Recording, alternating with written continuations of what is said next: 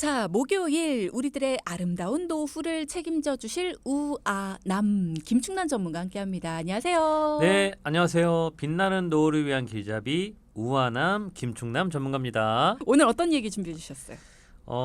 아까 보니까 2부에서도 뭐 치매 이런 얘기를 또 하시더라고요. 네. 결국은 아무도 피해갈 수 없는 게 노후라는 거잖아요. 그렇죠. 그런데 지금 우리나라 인구 구조상 아마 65세 이상 인구가 급격하게 늘고 있다는 거는 다들 알고 계실 겁니다. 근데 그러다 보니까 건강이 안 좋은 분들의 인구수도 같이 늘어날 수밖에 없는데요. 네. 사실 예전에는 집안에 아픈 어르신이 계시면 뭐 형제자매분이 돌아가면서 돌봐드리기도 했어요. 그런데 요즘은 뭐 혼자 계시는 분들도 워낙 많고요. 그리고 같이 살더라도 서로 일이 워낙 바빠서 계속 꾸준히 돌보는 게 쉽지 않은 현실입니다. 네. 그래서 오늘은 정부에서 지원해주는 가족 요양제도부터 개인 보험을 활용한 가족 간병보험까지 이런 노후 간병에 관한 내용을 살펴보도록 하겠습니다. 돌보고 싶지만 경제적인 문제 때문에 나도 어쩔 수 없이 일을 해야 된다 하시는 분들을 위한 제도인 거죠. 일단은 뉴스에서 저도 봤는데 부모 부양 책임에 관한 인식이 가족에게 있었지만 이제는 국가나 사회 또는 스스로 해결을 해야 된다라는 쪽으로 변화되고 있다. 라는 이야기가 있더라고요. 자, 그렇다면 이런 인식 변화에 맞춰서 우리가 준비를 해야 되겠죠. 어떤 것들이 있습니까? 네, 이제 그래서 국가에서도 이런 65세 이상 몸이 불편한 가족들을 돌보면 월급을 주는 가족 요양 제도를 만들었습니다.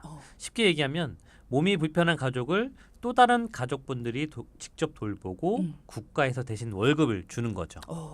아픈 가족을 간호하면 국가에서 월급을 준다. 대신 조건이 있을 거 아니에요. 네, 이게 조건이 있습니다. 먼저 우선 뭐 몸이 불편한 가족이 있어야 되고요. 그 가족을 돌볼 또 다른 가족이 있어야 되는 거잖아요. 그죠. 그래서 나라에서는 그 기준을 의료보험공단에서 지정해주는 장기 요양 급여에 해당하는 환자가 있어야 되고, 그리고 요양보호사 자격증이 있는 가족으로 이렇게 정하고 있습니다.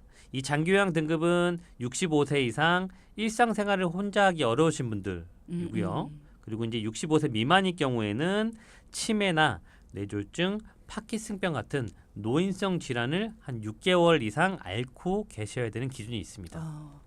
가족의 기준도 우린 가족이야 라고 한다고 다 가족이 되는 건 아니잖아요. 네, 맞아요. 네, 전 우리 작가와 PD를 가족으로 생각합니다. 저도 그렇게 생각합니다. 네, 네. 그렇다고 가족이 되는 건 아니잖아요. 아, 그런가요? 네, 그 기준이 궁금해요.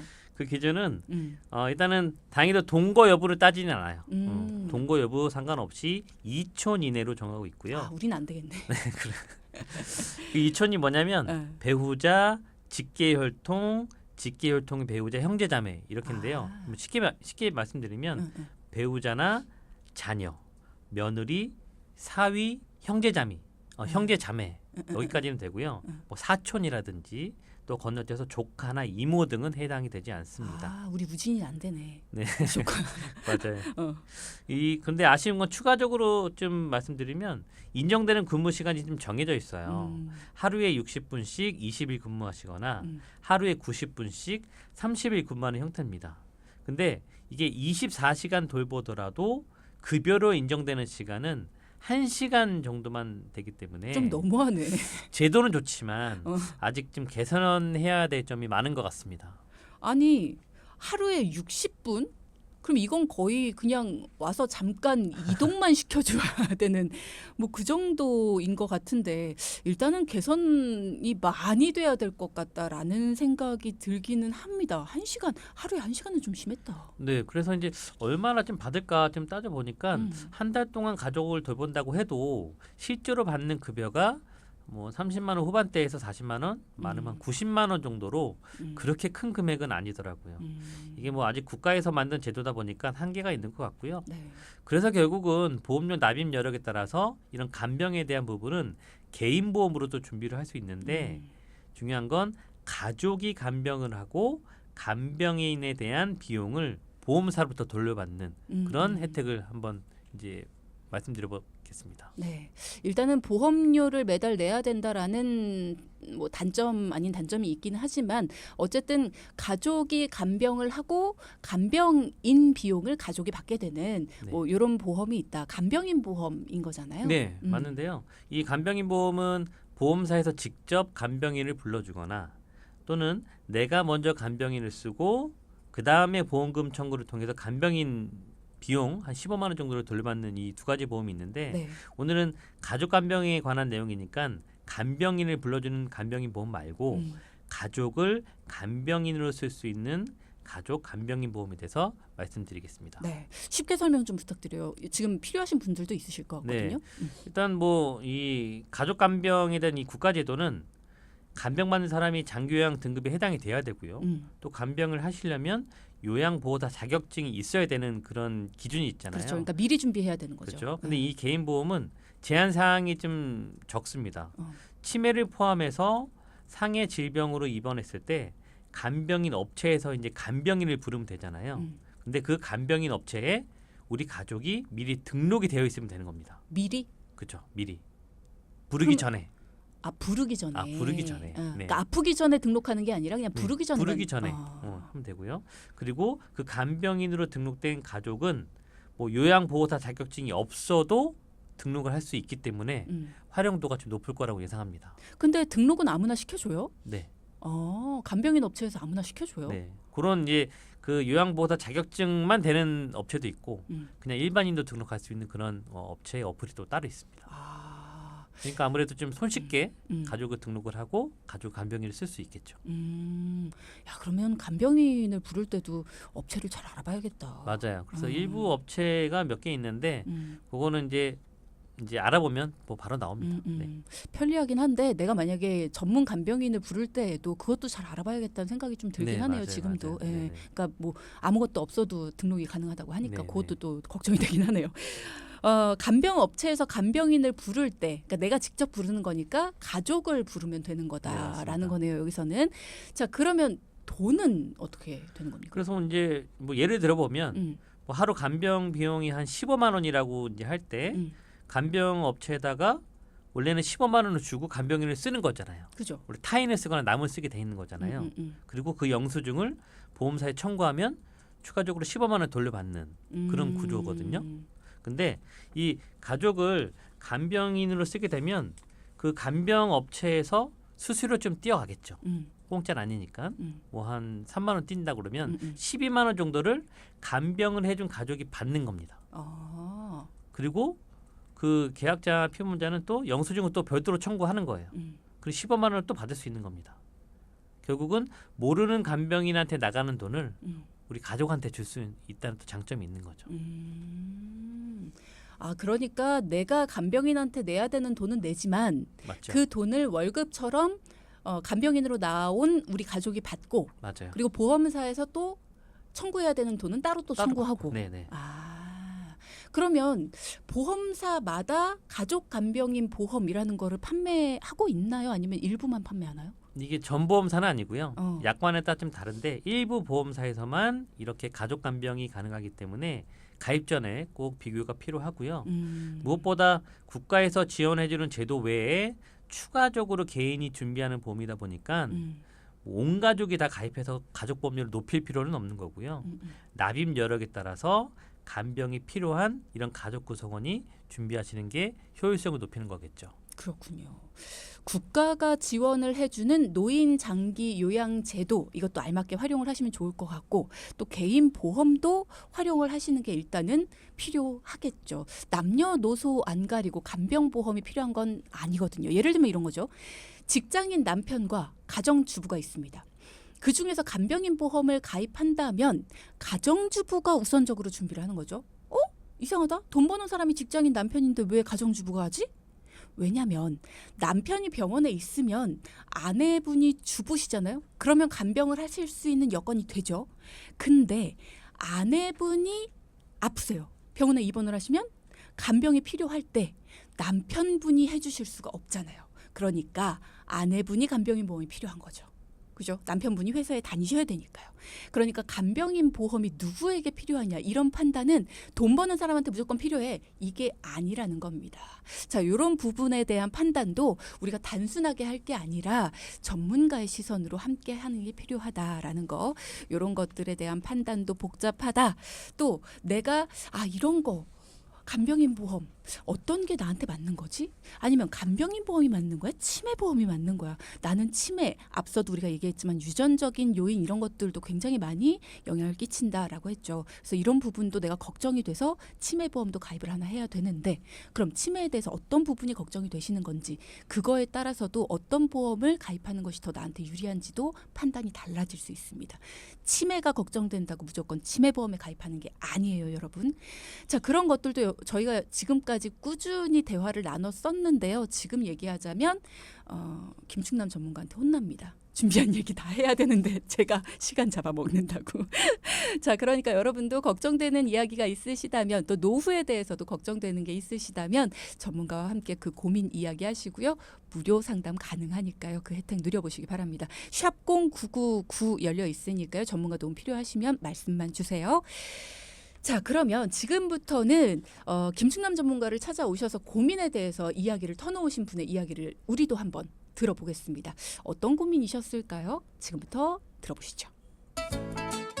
안녕하세요. 저는 20대 회사원입니다. 얼마 전 우편함에 꽂혀있는 엄마의 카드 명세표를 우연히 보게 되었는데요. 보험료가 50만 원이나 나가고 있어서 정말 놀랐습니다. 엄마한테 무슨 보험료가 이렇게 많이 나가냐고 물어봤더니 엄마가 다 필요해서 가입한 거니까 걱정 말라면서 나중에 너한테 신세 안 지려고 보험 가입한 거라고 오히려 막 화를 내시더라고요. 사실 저는 엄마랑 둘이서만 살고 있어서 딸인 저에게 부담 안 주시려는 마음은 알겠는데 힘들게 일하시는 엄마가 보험료를 50만 원이나 내는 건 도저히 아닌 것 같아서요. 이번 기회에 엄마 보험료도 줄여주시고 노후 계획도 세워주세요. 오늘 사연자분은 힘들게 일하시는 엄마의 보험료가 너무 많아서 걱정이신 분입니다.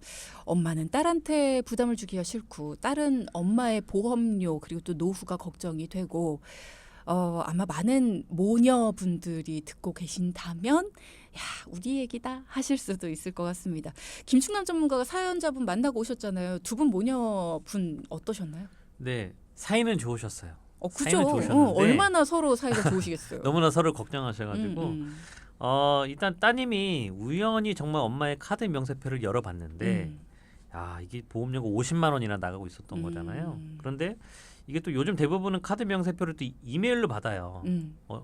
근데 엄마들은 또 이렇게 받아요. 맞죠. 명세표를 받아요. 그래서 이제 살주신 분의 어머님은 아직 우편으로 받고 있었던 게 오히려 저는 더 다행이었던 것 같아요. 그치. 왜냐면 카드 명세표 안 받으면 계속 보험료를 납입을 했을 건데 50만 원씩 1년이면 600만 원이고요. 20년만 해도 원금을 모으면 1억 2천만 원이라는 큰 돈이 모입니다.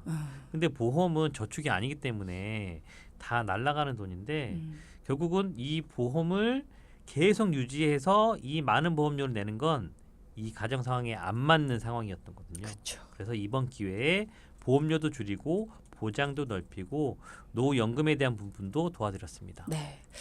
우리의 인생 목표는 건강하게 오래 사는 겁니다. 그렇기 때문에 보험료를 저축처럼 이렇게 쌓아놓는 건 진짜 옳지 않은 거예요. 그러니까 최소화시키고 진짜 우리가 건강하게 오래 살았을 때 우리 곁에 남는 저축을 쌓아놓는 게 현명한 거죠. 그 말씀을 해주신 건데요. 자, 그럼 지금부터 50대 엄마와 20대 자녀의 고민 해결 열차 출발해 볼까요? 뿌뿌. 자, 우리 PD가 우리 되게 창피해하는 거 알아요? 이거 할 때? 이런 거 참 잘 맞는데. 그러니까. 네. 우리 헤어지면 안 돼요. 네. 뭐 우리가 만났어? 그래서 일단 자녀한테 부담 주기 싫은 50대 엄마의 보험 가입 내용은 네. 건수가 많아요. 건강보험, 암보험, 입원 일당 보험, 수술비 보험, 정신보험, 간병보험, 상해보험 등등등 이렇게 많았는데 네. 무엇보다 보험 증권을 보고 나서 놀란 점은 보험료를 50만 원이나 납입하고 있음에도 불구하고 정작 병원비를 돌려받는 이런 기본적인 의료 실비 보험이 없었다는 겁니다. 아니 보험료가 이렇게 50만 원인데 의료 실비 해봤자 3만 원, 4만 원 정도밖에 안 되거든요. 아 정말 제 점수는요 100점 만점에 한 20점밖에 못 드릴 것 같아요. 그러니까 우리가 왜 건강하게 오래 사는 게 우리의 목표고요. 그래서 보험은 최소화해야 돼요라고 하잖아요. 근데 그 와중에도 의료 실비가 필요한 이유는 뭐냐면 실비보험, 실손보험이 필요한 이유는 뭐냐면 실손은 우리가 병원 가서 실제로 쓰잖아요. 병원을 평생 한 번도 안 갈 수는 없잖아요. 근데 한 번이라도 가서 쓰잖아요. 그럼 그 돈을 돌려주잖아요. 그러니까 실제로 가서 쓰는 돈은 돌려줘. 이거는 이런 보험은 있어야죠. 그죠? 맞아요. 그러니까 우리가 평생 아플지 안 아플지 모르지만 병원은 가잖아요. 그러면 이 병원비는 돌려받아야죠. 실손보험은 그런 보험이기 때문에 그리고 또 비싸지도 않으니까 물론 비싼 것도 있습니다. 그건 이제 고민을 해야죠. 싼 걸로 바꾸냐 마냐. 요거는 이제 전문가와 함께 고민해 보시고 일단 보험료가 50만 원인데 의료 실손 보험이 없으십니다. 요 부분에서 20점을 주셨어요.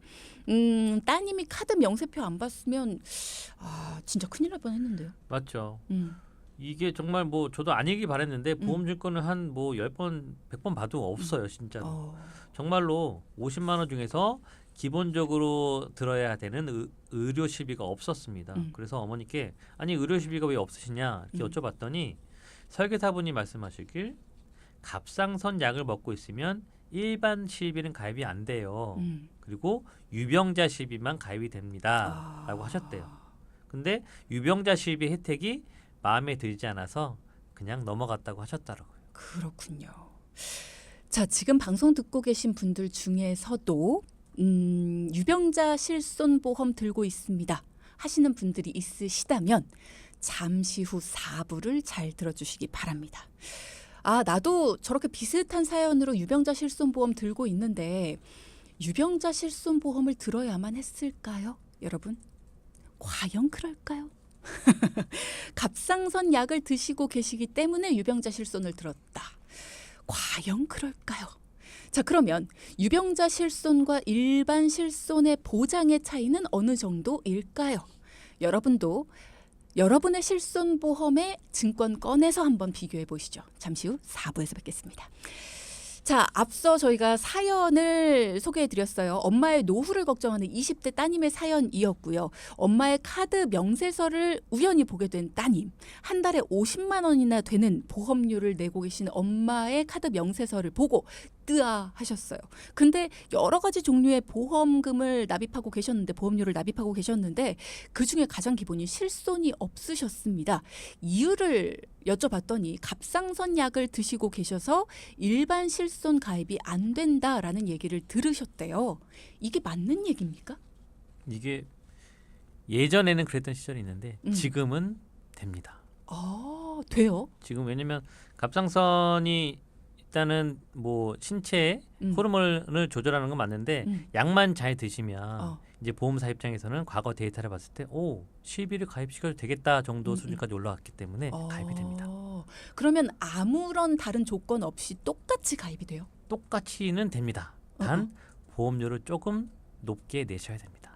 보험료는 살짝 할증이 되지만 다른 나쁜 조건이 붙지는 않는다. 네. 뭐 어디를 부담보한다거나, 그러니까 맞아요. 뭐 어디를 보장해주지 않는다 이런 네. 조건이 붙지는 않는다라는 거네요. 그러니까 전제 조건이 다른데 다 건강하지만 갑상선 약만 드시고 계시다면 그 정도는 받아주겠다라는 게 보험사 입장인 거죠. 그러면 요 질문도 드리고 싶어요. 제가 앞서 3부 마무리하면서 유병자 실손보험 가지고 계신 분들은 4부를 집중해 주세요라고 했어요. 유병자 실손보험과 일반 실손보험 뭐가 다른 거예요? 일단 기본적으로 이제 병원비 돌려받는 그 자기부담금이 있잖아요. 근데 일반 실비는 급여 부분은 20%, 그리고 비급여는 30%의 자기부담금이 있어요. 지금 판매되는 4세대 같은 경우에는. 근데 이 유병자 실비는 급여, 비급여 두 개 다 30%. 자기부담금이 좀 더 높네요. 그리고 투약, 처방이 안 돼요. 약값을 보장 못 받습니다. 처방전을 받아서 약을 살 때에도 약값은 보장이 안 된다. 보장이 안 된다. 그리고 마지막으로는 이제 비급여 3종이라고 하는 그 비급여 주사, 도수 치료, MRI 이 세 가지가 보장해서 좀 빠졌습니다. 뭔가 많이 안 되네. 일단 병원비가 많이 나온다고 생각하시는 이 비급여에 대한 이 3종 비급여 음. 주사, 도수치료, MRI가 빠져서 음, 이 부분이 어머니도 좀 마음이 안 들으셔서 음. 그냥 가입을 그냥 멀리 하셨던 것 같아요. 그렇죠. 거기다가 갑상선 약을 드시고 계시는데 물론 갑상선 약이 그렇게 비싸진 않습니다만 내가 뭔가 약을 먹고 있는데 약값은 또 보장이 안 되고 네, 맞아요. 그리고 또 내가 뭔가 치료를 받으러 갔는데 비싼 것들은 다 빼고 보장해 준다 그러고 아니 나 같아도 안 든다고 하겠다. 일단은 그런 상황이었는데 일반 실비로도 보장이 가능한 상황이시네요. 네, 맞습니다. 어허. 자, 그렇습니다. 지금 잘못 알고 가입조차 안 하고 계신 상황이셨어요. 이러니까 전문가와 대화를 나누는 게 필요한 겁니다. 잘못 알고. 그러니까 물론 당시에 상담을 해주신 분이 전문가가 아니다라고 매도하는 건 아닙니다만 잘못 설명을 해주신 부분이 분명히 있기 때문에 조금 안타깝다라는 부분을 말씀을 드리는 겁니다. 지금 설명을 잘못 들으셔서 가입을 못하고 혜택을 못 받으신 부분이 분명히 어머님은 계셨어요. 그런데 지금 김충남 전문가와 이야기를 나누다 보니까 가입이 분명 가능했었고 그리고 가입을 하셨다면 그동안에 보장을 받을 수 있었던 부분이 분명히 많이 있었다라는 거죠. 자, 그러면 실손 가입이 가능했네요. 네, 맞죠. 그러면 다행이고요. 나머지 부분도 봐주실까요? 일단은 이 할증 보험료 붙었지만 당연히 가입이 되는 거고요. 이제 금액을 또 궁금해하시니까, 그렇죠? 보험료가 대략 한 만약에 일반적으로 50대 중반 여성분 같은 경우에는 한 35,000원 정도면 되거든요. 근데 이 갑상선 약을 먹고 계시기 때문에 보험료 할증이 붙어서 한 45,000원 정도의 가입이 되는 겁니다. 실손이. 근데 이게 실비라는 게 아마 기존의 설계사분들도 많이 좀 힘들으셨던 게 여러 회사를 다 심사를 넣어봐야 되거든요. 아, 되는 데도 있고 안 되는 그렇죠. 데도 기준이 있어요. 다 달라서 어느 회사는 안 받아주거나 어느 회사는 뭐 부담보로 잡거나 다 달라서 적어도 한 7군데 적으면 한 3-4군데를 다 심사를 넣어봐야 되는데 제가 그걸 해낸 겁니다. 다 심사를 넣어서 잘한다. 받아주는 곳을 찾아서 이렇게 해드렸거든요. 그 김충남 전문가라서 받아준 거예요? 아니면은 노력 끝에 받아준 데 노력 찾은 끝에 거예요? 받아준 것을 찾은 겁니다. 그렇구나. 그래서 이제 일부 이제 설계사분들이 힘들다 보니까 그 음. 지레짐작으로 그냥 유병자만 된다라고 말씀하셨을 수 있는데 음. 결국은 이제 가입 여부는 설계사가 결정하는 게 아니고요. 보험사가 결정하는 거기 때문에 여러 군데를 좀 비교해서 하면 이렇게 좀 좋은 결과를 얻을 수 있는 겁니다. 그러면 그것도 여쭤보고 싶네요. 지금 갑상선 약 같은 경우에는 가입이 됐어요. 네. 일반 실손이 할증이 좀 붙긴 했지만 그러면 고혈압 약이나 고지혈증 약 같은 경우에도 돼요? 네, 요즘은 됩니다. 예를 들어서 고혈압약 한 가지만 드신다거나 아, 고지혈증약 한 가지만 드신다면 가입이 되는데 당뇨약은요? 당뇨도 한 가지만 드시면 또 됩니다. 그 대신 다른 질병이 없어야 돼요. 다른 질병은 없이. 네, 예. 근데 이제 안 된다고 생각하시는 게 이제 보통은 당뇨약 드시면 고지혈이 같이 오고 고혈압약 드시면 뭐 고지혈 같이 오기 때문에 안 된다고 하시는 건데 만약에 정말 한 가지만 드시고 계시다면 이렇게 심사가 좀 완화됐을 때 보험사를 활용해 보시는 것도 좋을 것 같아요. 그렇군요. 자, 이렇게 해서 10,000원 정도 더 비싸게 매달 내시긴 하지만 어쨌든 우리가 병원비를 썼을 때 병원비를 돌려받는 내가 쓴 금액에 일정한 금액의 자기 부담금이 있긴 하지만 어쨌든 대부분을 돌려받게 되는 일반 실비에서 할증 살짝 붙은 이 실손 보험에 가입을 하시게 됐고요. 나머지도 봐주실까요? 네, 그래서 이제 사연자의 어머니 같은 경우에는 이제 두 가지로 나뉘는 거예요. 갑상선 약을 드시기 전의 보험과 드시고 나서의 보험 이렇게 나눠지거든요. 근데 여기서 중요한 건 약을 드시기 전에 가입한 보험은 보장 내용이 크게 나쁘지 않은 이상은 웬만하면 유지를 권해드린다는 거고요. 그래서 종합보험, 암보험 유지를 권해드렸습니다. 거기에 진단비와 수술비 등이 잘 구성되어 있고 무엇보다 보험료를 앞으로 한 8년 정도만 내면 끝나는 보험이기 때문에 정리를 할 이유가 없었고요. 그래요. 근데 여기서부터 이제 문제가 생깁니다. 이제 입원 일당 보험 이게 또 문제가 되는 거죠. 근데 저는 입원 일당 보험, 입원비 보험 뭐 이런 것도 있잖아요. 연세가 조금 있으실 때는 앞으로 활용도가 좀 있지 않을까라는 생각이 들기도 네, 하거든요. 그 말씀도 맞아요. 왜냐하면 연세가 있으면 있을수록 입원할 일이 많아지니까. 근데 무엇보다 더 중요한 건 그런 보험을 활용하려면 보험료가 내가 납입할 수 있는 수준이냐 그게 또 문제가 되는 거거든요. 근데 이 가입 중인 입원 일당 보험은 병원에 입원하시면 하루에 5만 원씩 주는 보험이에요. 많이 주는데? 좋죠. 응. 근데 가입 당시에는 보험료가 10,000원이었습니다. 어. 그런데 갱신형이다 보니까 지금은 8만 원까지 오른 거예요. 만 원짜리 매달 보험. 8만 원씩 낸다고요? 네. 근데 가입할 때만 해도 이제 괜찮은 거잖아요. 한 달에 10,000원 내고 혹시라도 병원에 입원하면 5만 원 받으니까. 물론 그것도 별론데.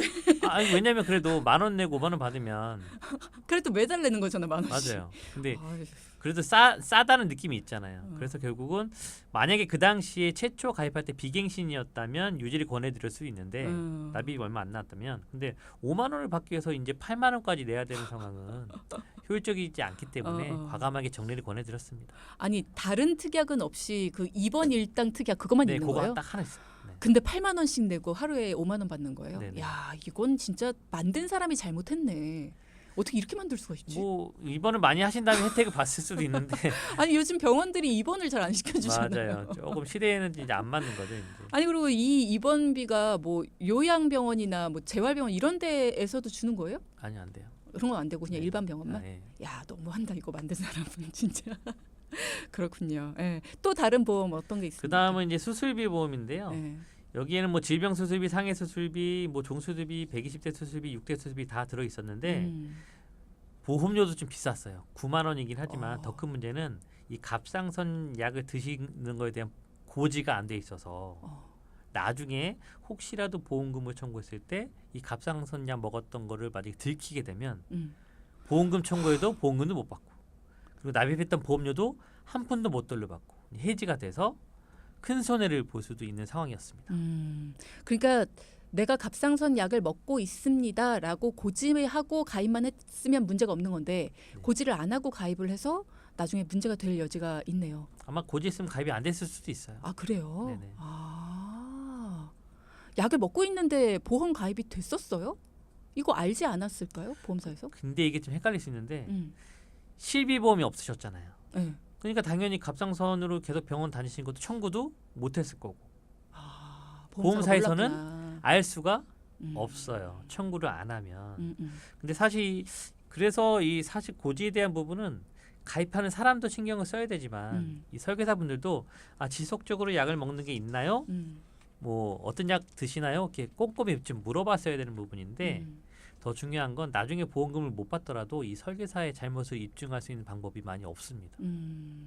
설계사는 저는 제대로 다 가입시켰습니다라고 발뺌해버리면 결국은 이 소비자분들만 손해 보는 거라서 결국 이 본인의 과거 병력을 보험사에 알리는 거는 가입자의 의무예요. 그러니까 그쵸.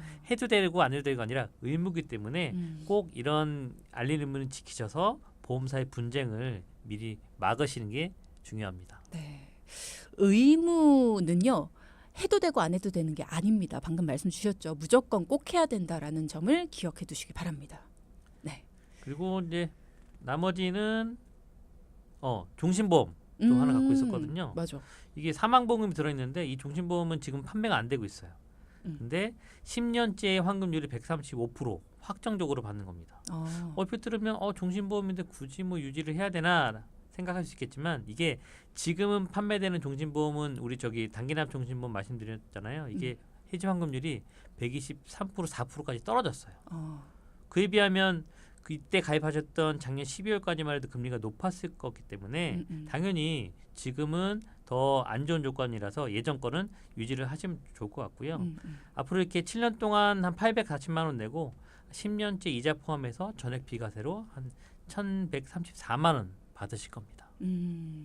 일단은 종신보험이니까 사망 보장이 되는 거지만 나중에 이거를 어떤 목돈 마련으로 활용도 할 수 있고 뭐 두 가지로 다 고민해 보실 수 있는 부분이기 때문에 좋다. 그리고 또 돈키호테에서는요.